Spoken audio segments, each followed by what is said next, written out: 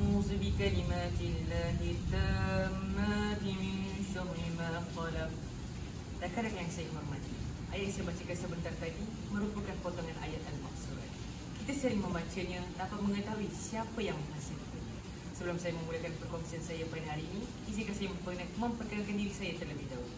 Nama diberi Muhammad Atif Iskandar bin Muhammad Arif daripada Sekolah Menengah Agama Persekutuan Kajang dan memegang jawatan sebagai Badan Dakwah.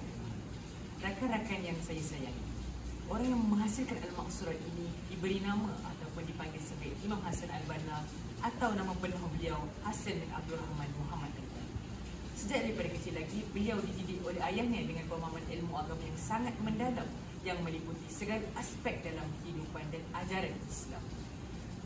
Disebabkan pemahaman ilmu agama yang mendalam dan umur yang masih muda, Allah menguji beliau dengan kedatangan ideologi barat dan stigma pemikiran di Kahirah Mesir.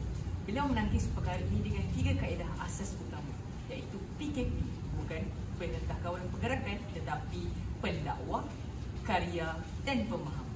Pendakwah, beliau berdakwah di mana-mana sahaja, termasuklah kedai-kedai kopi dan tempat awam. Karya, beliau menghasilkan karya yang seperti saya bacakan sebentar tadi, iaitu Al-Maqsurat.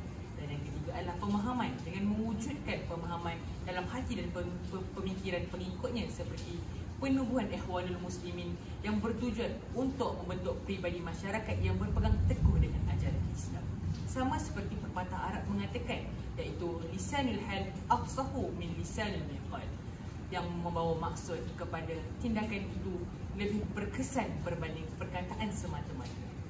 Rakan-rakan yang saya hormati, sebagai seorang pemimpin, kita perlu mengambil iktibar, iaitu yang pertama, kita perlulah mempunyai pemikiran dan ilmu yang luas, dan yang kedua, kita perlulah sentiasa istiqamah dalam mencari penyelesaian walaupun pelbagai cabaran yang perlu kita lalui. Saya akhiri ucapan saya dengan wabillahi taufiq wal hidayah.